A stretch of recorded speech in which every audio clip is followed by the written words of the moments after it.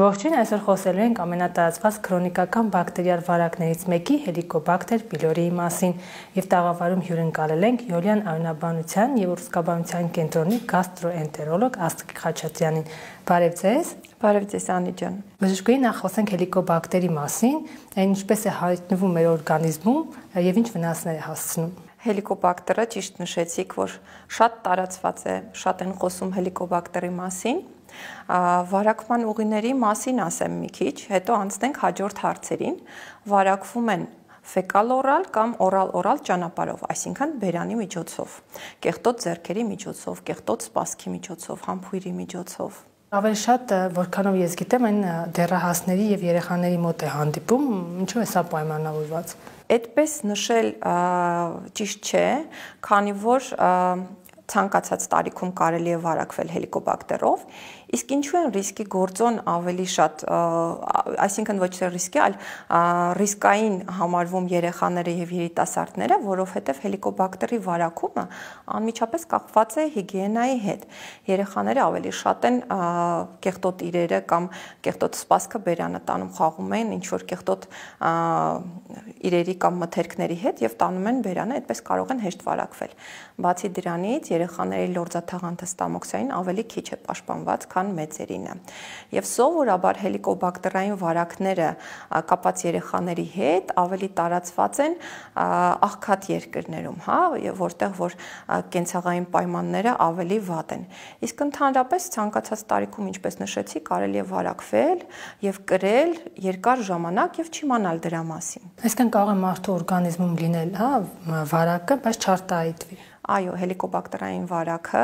կարող է չդրսևորել իրեն երկար ժամանակ, մինչև կառաջանա որևէ դրդող գործոն, կակտիվանա, կսկսի հելիկոբակտերը իրեն ավելի լավ զգալ եւ կառաջացնի որևէ խնդիր, կամ մինչև կյանքի վերջ կարող է եւ որևէ խնդիր չառաջացնել, այդպես մարդը կարող է կրող հանդիսանալ։ Դրդող գործոնները որոնք են, ինչ է անում մարդը, որ արթնանում է վարակը։ Ընդհանրապես գոյություն ունի մի քանի պայման իմունիտետի հետ կապված, հա, դա տեղային ստամոքսային լորձաթաղանթի իմունիտետն է, որը պաշտպանում է մեզ տարբեր գործոններից, տարբեր բակտերիալ վարակներից, դա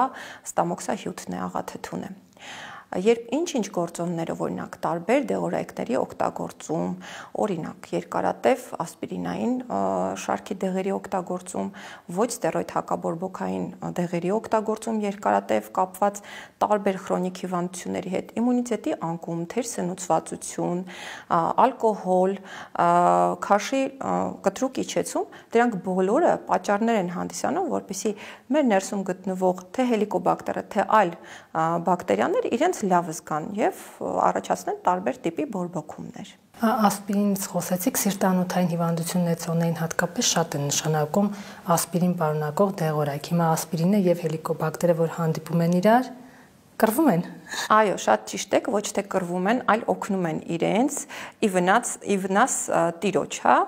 Եվ կա մաստրիխյան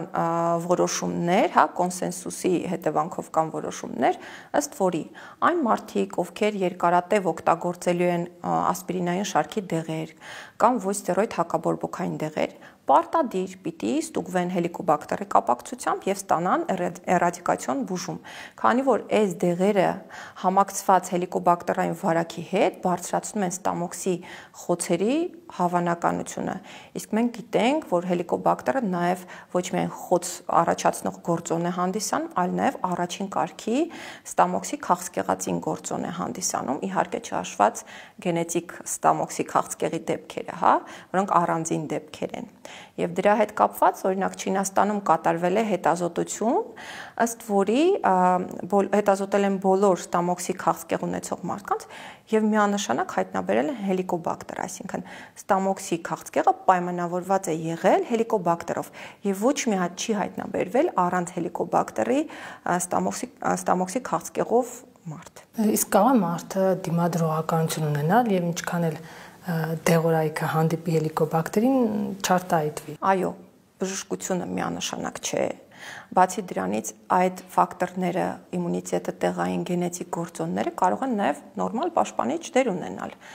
ինչպես նշեցի, մարդը կարող է կրել, ունենալ տարբեր տիպի վնասող գործոններ ստամոքսի համար եւ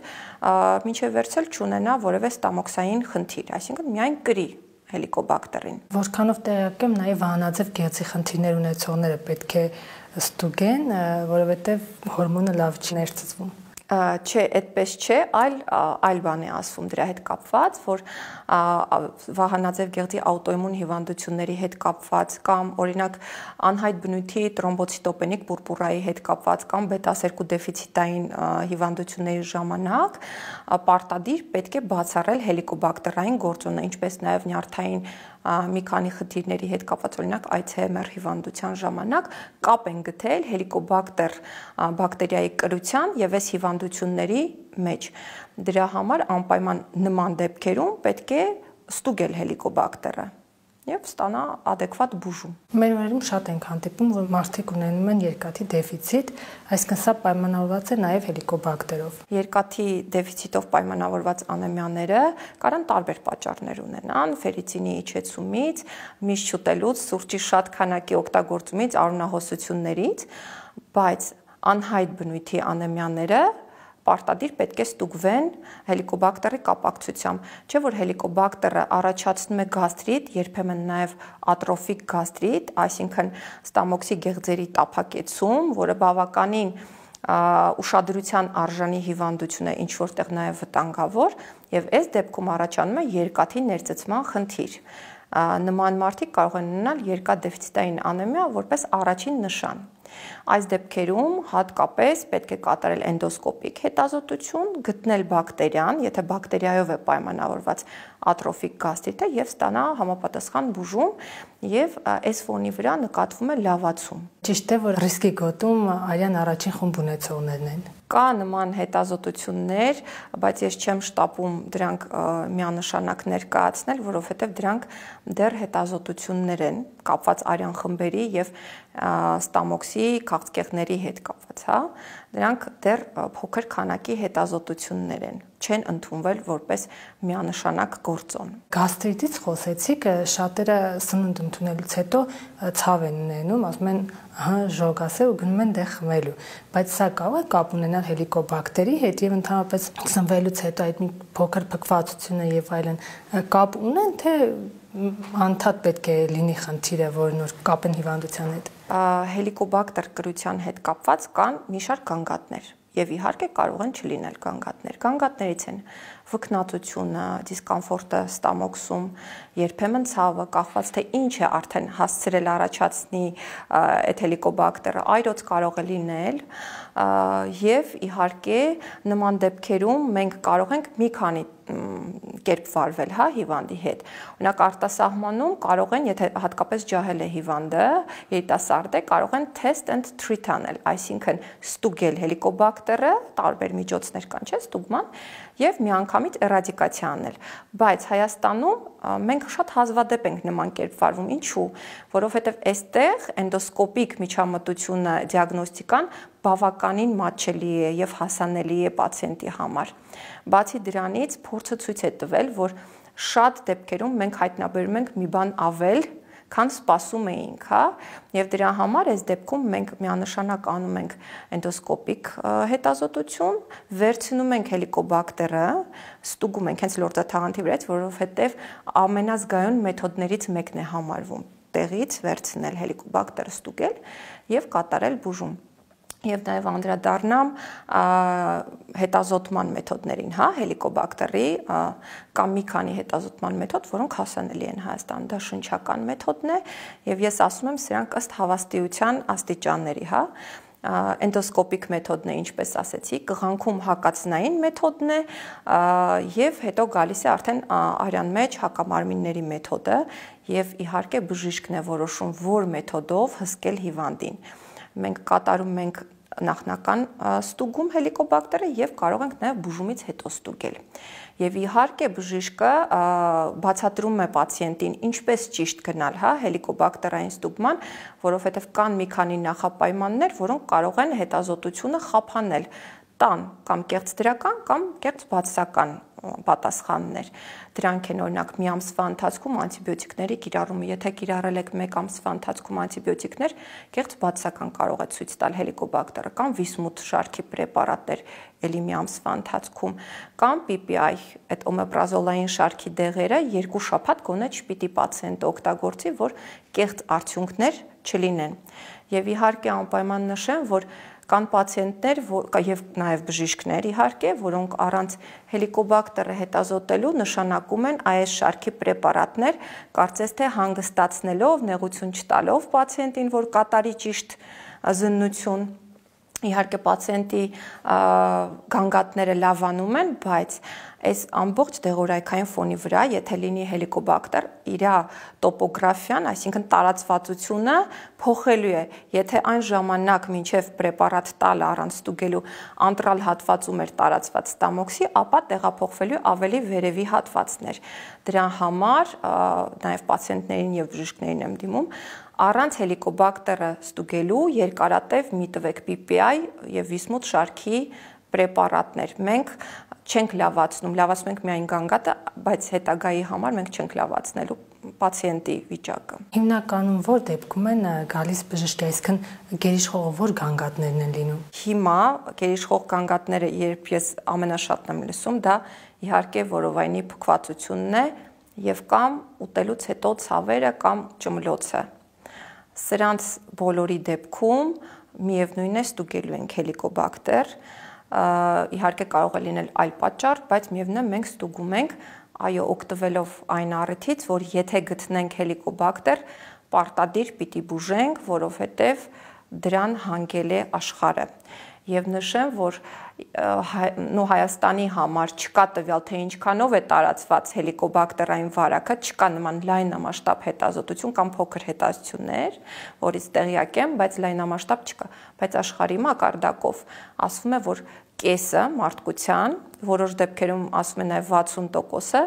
հելիկոբակտեր կրող են կամ վարակված են։ Վարակը փոխանցվում է, ինչպես նշեցիք, սպասքի միջոցով նաև։ Ծնողները, տատիկ, պապիկները երեխաներին կերակրում են իրենց գդալով։ Դա կարող է վարակի փոխանցման աղբյուր հանդիսանալ։ Եթե տան անդամը վարակված է հելիկոբակտերով, այո, թուքը կարող է վարակիչ լինել, հա, փոքր անդամի համար, փոքր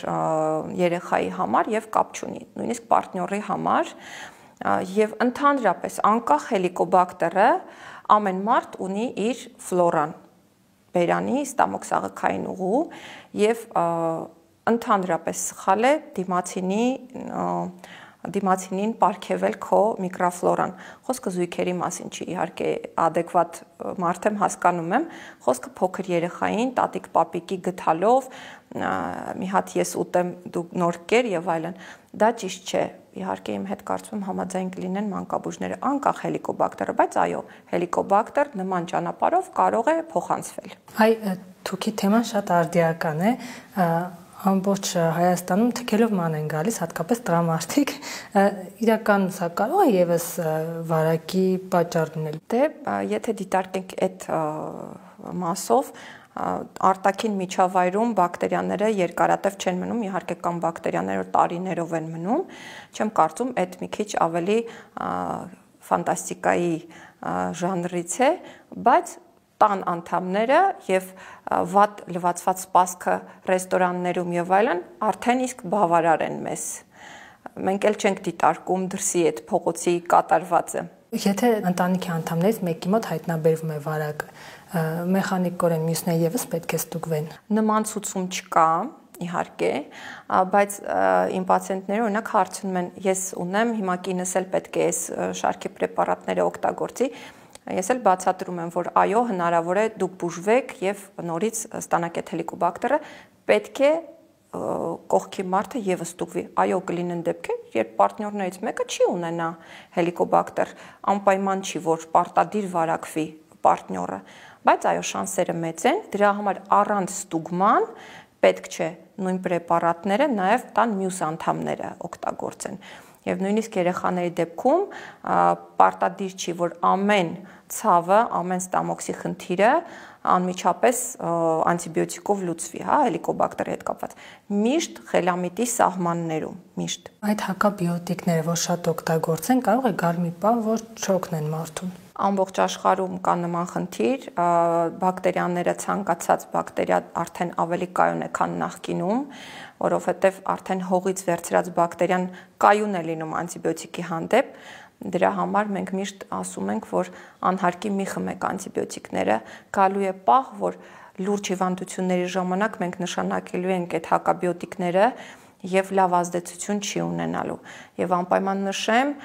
թե պացիենտի համար, որ ուշադիր լինի ինչ է իրեն նշանակվում, եւ թե այլ բժիշկների համար, որոնք խաղում են այդ անտիբիոտիկաթերապիայի հետ, որովհետեւ ես ինքս եմ տեսել հելիկոբակտերի էրադիկացիան, ինչպես են փոփոխում, տալիս են մեկ հակաբիոտիկ, տալիս են կարճատև հակաբիոտիկ, տալիս են դոզայի փոփոխմամբ հակաբիոտիկներ, հելիկոբակտերի բուժումը հստակ է, հելիկոբակտերը ունի մի քանի տեսակի բուժում եւ իհարկե 14 օրյա բուժում է, ոչ պակաս։ Այսինքն բուժման հիմնական եղանակը դեղորայքն է եւ 14 օրից հետո դա վերանում է մարդու օրգանիզմից։ Իհարկե հելիկոբակտերային վարակը բուժվում է հստակ դեղորայքներով, 14 օր տևող հակաբիոտիկային կուրսով եւ որոշ դեղեր նաեւ ավել։ Մենք կրկնակի կարող ենք ստուգել հելիկոբակտերային վարակը որոշակի մեթոդներով, դա ձեզ բժիշկը արդեն կասի։ Եվ այո, պացիենտները հարցնում են կա, արդյոք ոչ դեղորայքային բուժում հելիկոբակտերային, ոչ չկա նման բուժում, բրոկոլիները, տարբեր տիպի խոտաբույսերը կոնկրետ վարակը չեն կարող բուժել։ Ասեմ ավելին, լինում է դեպքեր, երբ դու նշանակում ես ճիշտ գրագետ հակահելիկոբակտերային անտիբիոտիկոթերապիա եւ լինում է ռեզիստենտ դեպքեր, այսինքն կայուն է լինում այդ հելիկոբակտերը կոնկրետ այդ խումբ դեղորայքի համար։ Մենք հետագայում տալիս ենք մեկ այլ խումբ պրեպարատներով բուժում։ Հիվանդությունը հնարավոր է կրկնվի մարդու մոտ։ Հիվանդությունը հնարավոր է, որ կրկնվի, այսինքն վարակը հնարավոր է նորից կրկնակի հնարավոր է վարակվել։ Ես իմ մասով կասեմ, որ մենք ունեցել ենք պացիենտներ, որոնք տարիներ առաջ օրինակի մոտ ստացել են էրադիկացիա, մեկ այլ գանգատով եկել են, մենք նորից կրկնակի ստուգել ենք, չեմ հայտնաբերել։ Հստակ տվյալ չեմ կարող ասել, ինչքան տոկոսն է նորից ենթարկվում կրկնավարակման, ինչքանը ոչ, բայց այն ինչը որ ես ունեցել եմ, ստուգել եմ, դեռ չի եղել կրկնակի վարակի դեպքեր։ Եվ խոսենք բարդությունների մասին, եթե չեն բուժում ամեն դեպքում, ինչ խնդիրների առջև են կանգնում։ Սկզբից նշեցի, բայց հիմա ավելի մանրամասն հելիկոբակտերը կարող է առաջացնել գաստրիտ, բուլբիտ, այսինքն 12 մատնյա աղու բորբոքում, պանգաստրիտ, ամբողջ ստամոքսի բորբոքում, էրոզիաներ, խոցեր, ատրոֆիկ գաստրիտ, մետապլազիայով, դիսպլազիայով, սրանք լավ պրոցեսներ չեն, բջջային փոփոխություններ են արդեն եւ քաղցկեղի ռիսկն է բարձրանում։ Մալտ լիմֆոմա, որը ուռուցքի մի տեսակ է, եւ իդեպ մալտ լիմֆոմայի ժամանակ առաջին գիծը բուժման, հատկապես տեղային, հա, համարվում է հակահելիկոբակտերային բուժում, այսինքն կա որոշակի փուլ, որից դու կարող ես հետ բերել այդ մալտ լիմֆոման, չթողնես որպեսզի զարգանա, բուժելով հելիկոբակտերը։ Այսքանը եւ իհարկե մոռացա ասել, ստամոքսի քաղցկեղը, որը առաջին տեղով է գնում։ Երբ մարդկանց մոտ բացահայտվում է խնդիրը, շատերը բնականաբար հրաժարվում են, նման դեպքերի շատ եք հանդիպում, ասում են հա լավ,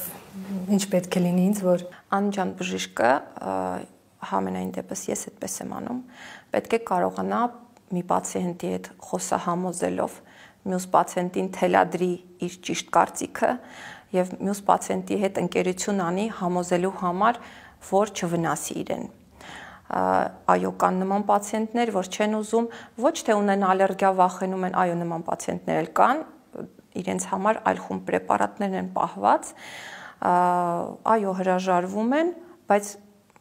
ես չեմ հիշում իմ մոտ այնպիսի դեպք, որ ես ցուցեմ, այո, կարող է հրաժարվեն գործիքային հետազոտությունից, ասեն test and treat արա, ես իրենց նաև այդ եմ առաջարկում, չեմ թողնում առանց բուժման, բայց մենք միշտ փորձում ենք իրենց բերել այն մտքին, որ այսպես վնասներ կկրես կամ այսպես կլավանաս։ Անպայման պետք է բժիշկը նաև հոգեբան լինի, որպեսզի պացիենտի հետ ճիշտ խոսի, ճիշտ առաջարկներ անի եւ պացիենտը իրեն բուժված գոնե հոգեբանորեն զգա։ Եվ բժշկի դիմում է ժողովրդական բժշկության միջոցների դիմելուց հետո, թե դրանից առաջ։ Ժողովրդական միջոցներով չեմ տեսել դեռ բուժված, այո, այրոցի դեպքում կարող են այդպես ինչ որ մի բան խմել, որպես ոչ դեղորայքային, բայց հակահելիկոբակտերային բուժում ես չեմ հանդիպել, բայց համոզված եմ, որ կան որոշակի տեղեր, որտեղ առաջարկում են բուսական կամ ոչ ստանդարտ հակահելիկոբակտերային բուժում, հուսամ իրենց ուղեղը միացրած են պամ եւ վերջում պատասխան են տալու պացիենտի առողջության համար եւ պացիենտը նաեւ տեր է լինելու իր առողջությանը, կատարելու է նման գործողություններ, բայց հետո հասկանալի է, որ ոչ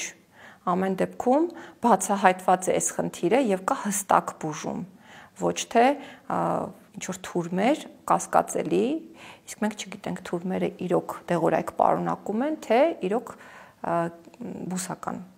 թուրմեր են։ Մենք ոչ մեկս չգիտենք դրա մասին, նույնն էլ պացիենտը։ Համար պացիենտները պետք է հասկանան, որ միևնույն է բոլոր ուղիները տանում են դեպի ապացուցողական բժշկություն։ Շնորհակալություն։ Ես էլ եմ շնորհակալ։ Մենք զրուցում էինք Յոլյան արյունաբանության եւ ուռուցքաբանության կենտրոնի գաստրոենտերոլոգ Աստղիկ Խաչատրյանի հետ։